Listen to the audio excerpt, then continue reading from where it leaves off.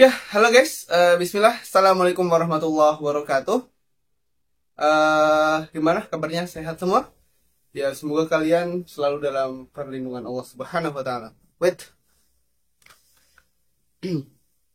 Jadi guys, gue berapa bulan terakhir atau mungkin berapa minggu terakhir ini tidak upload video di YouTube. Maksudnya video jalan-jalan ya.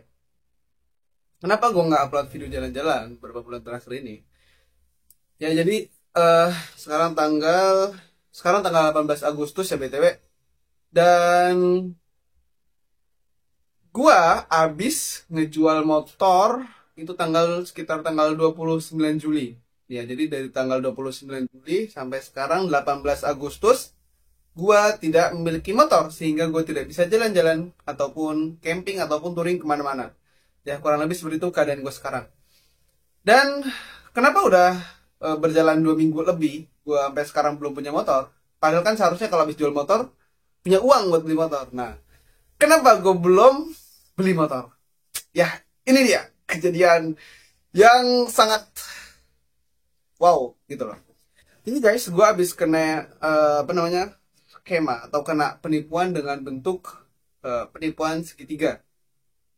Jadi buat teman-teman yang belum tahu apa itu jenis penipuan segitiga, apa itu penipuan dengan skema segitiga, kurang lebih gambarnya adalah saat seorang penipu atau perantara ini biasanya ngaku sebagai maklar atau ngaku sebagai saudara atau ngaku sebagai adik, ngaku sebagai teman dan lain-lain, mempertemukan antara buyer dan juga seller gitu.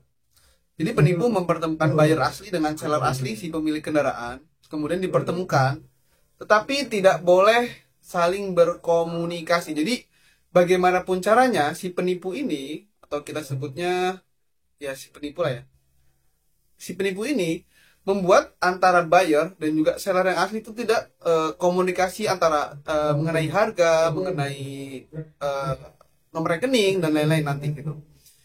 Jadi ya kurang lebih kayak gitu sih jenis penipuan jenis penipuan skema segitiga. Dan akhirnya gue terkena penipuan tersebut. Jadi akhirnya gue dipertemukan dengan seller asli. Tapi ya tadi, astagfirullah, sore kenceng banget. Lu denger gak sih dangdut di luar tuh?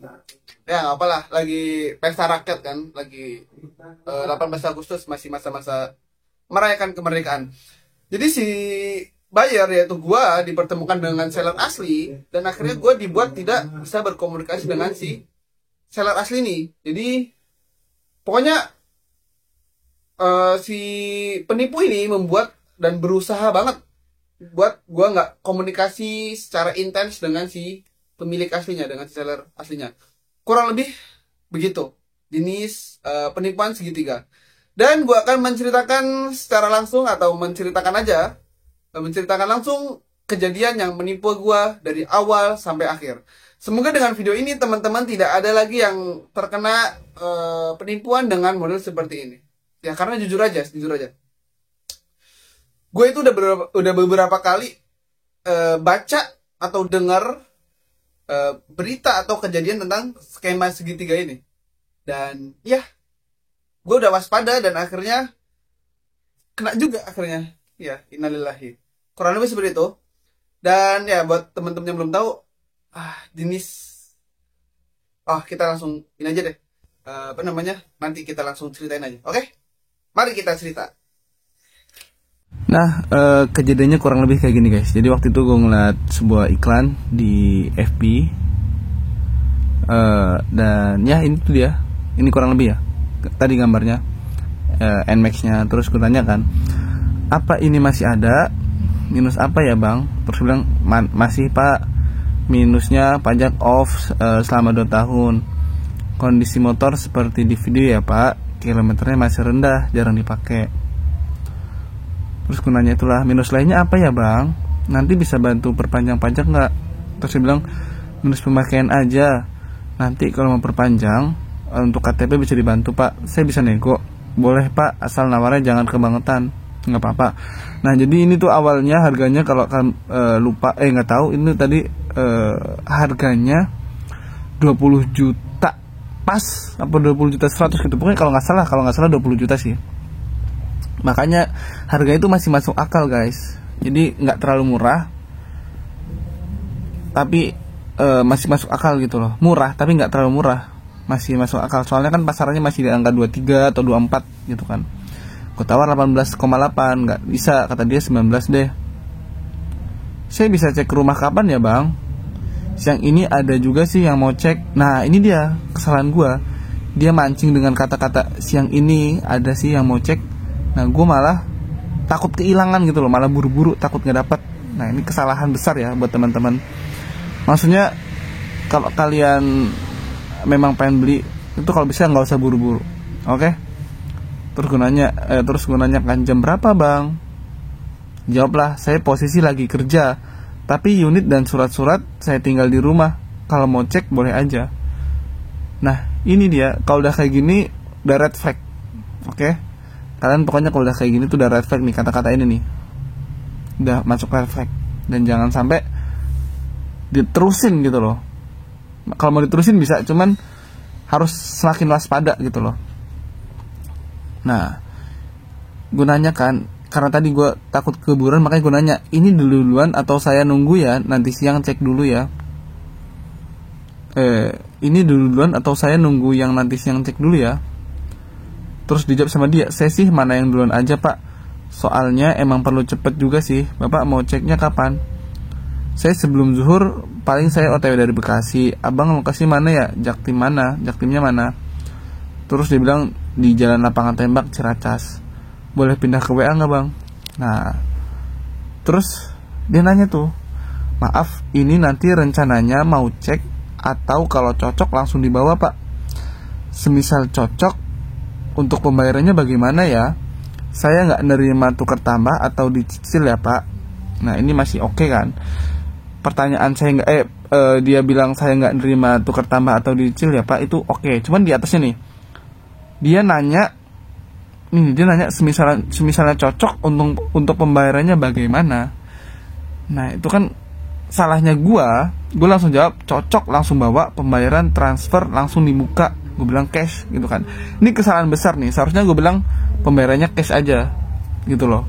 Kalau udah nggak berani, kalau gue mau bayar cash terus nggak diterima, itu agak red flag ya teman-teman.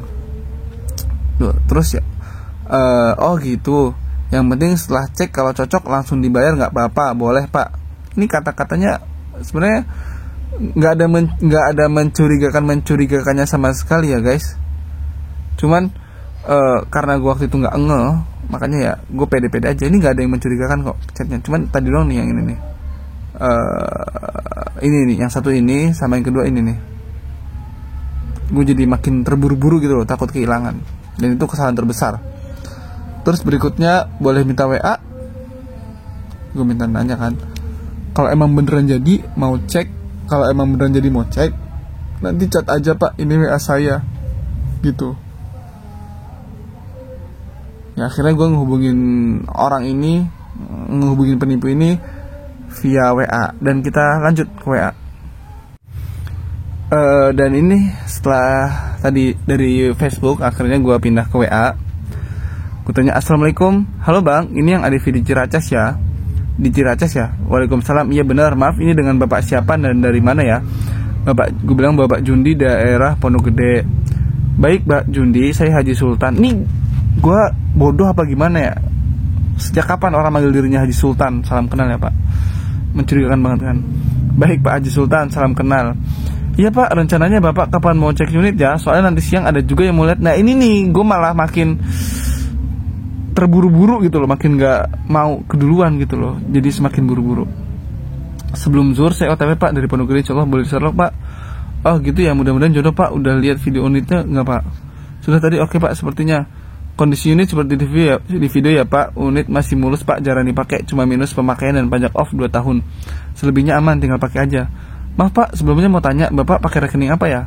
BRI pak. Nih gue nggak tahu nih, gue bodoh banget, ngapain nanya-nanya beginian ya? Seharusnya kan nanti pas di lokasi kan. Lanjut, BRI pak. Baik, boleh tolong Sherlock, nanti saya kabari jika sudah dalam perjalanan. Nah ini dia, nih bodohnya gue nih. Oke, saya posisi lagi di kerjaan ini.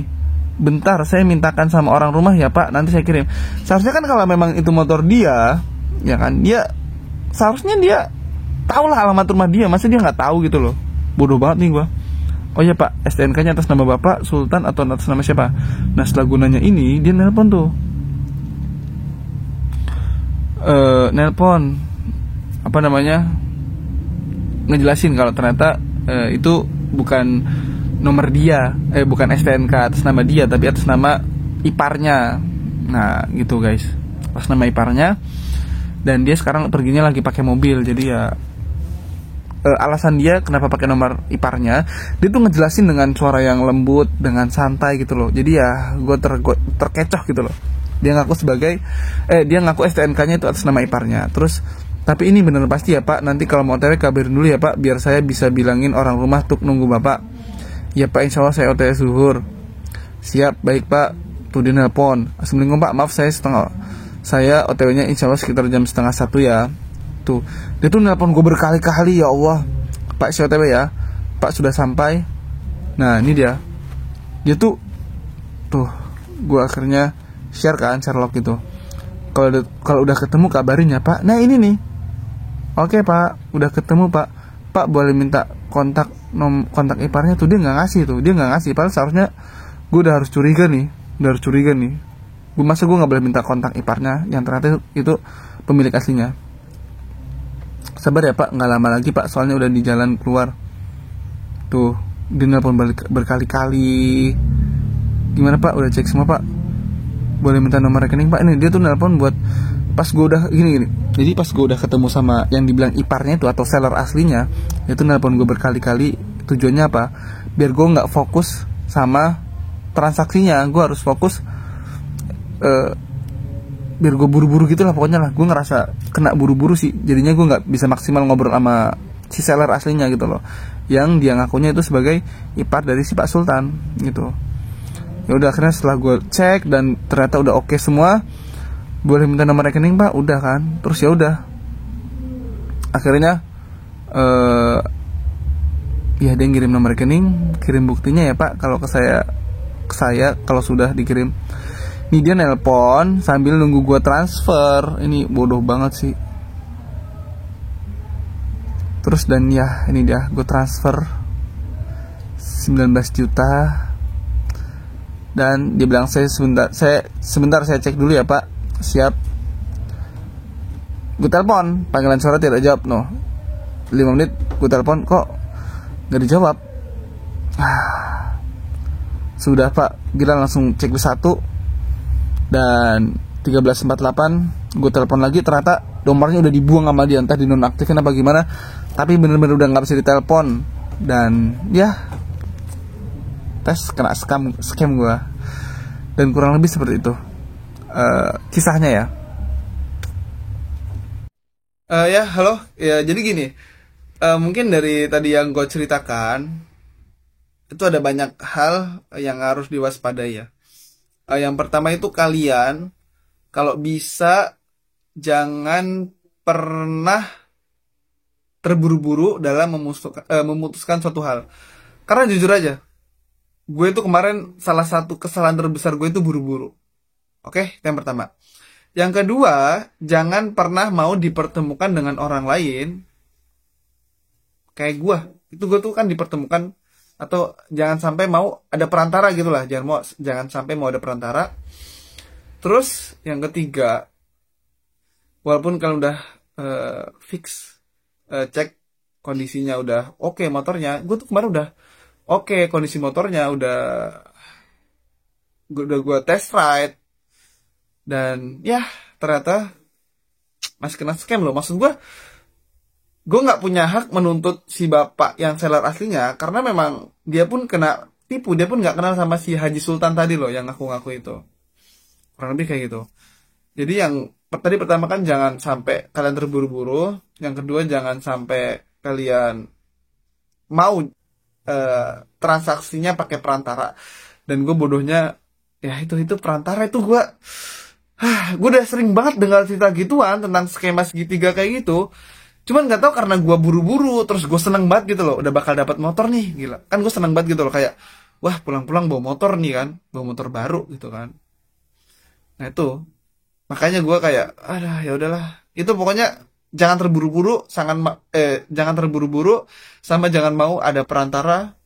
Dan yang ketiga, ya harus bener-bener waspada 1000%. Oh ya, nih tips yang menurut gue lumayan ini ya, lumayan krusial ya. Jadi entah gue nggak ngeh apa gimana. Jadi pas dia ngirim, awalnya dia bilang kan tadi, pas lu lihat di chatnya, dia bilang kan bank dia BRI kan. Terus pas gue mau transfer, kok tiba-tiba dia ganti jadi Bank Jago atau bank digital. Nah, teman-teman kalau misalnya mau transaksi kayak gitu, apapun itu dalam jumlah kecil atau dalam jumlah besar, kalau bisa jangan sampai pakai bank digital. Kalau bisa pakai bank yang ada kantornya, yang nyata gitu loh, yang deket, banyak cabangnya di mana-mana, kayak BRI, BSI, BCA dan lain-lain. Nah, itu aman insya Allah, walaupun nggak menjamin amannya. Maksud gua apa? Kalau kalian udah diminta transfer ke bank digital kayak gitu, kemungkinan kena scamnya itu tinggi, kurang lebih kayak gitu. Soalnya ya itu nggak ada kantornya, kalau mau ngurus lebih ribet, ya dan lain-lain lah. Nah, setelah itu akhirnya gue ngeh kan kalau ini kena penipuan. Ya gue langsung lapor lah ke BSI kan. Gue datang ke kantor BSI, ya dan ternyata itu percuma dan nggak bakal bisa balik. Cuman bisa dibikin laporan aja dari BSI, dikasih laporan ke apa namanya Bank Jago, dan ya udah. Nih surat laporannya kurang lebih kayak gini nih. Gue tampilin nih. Set.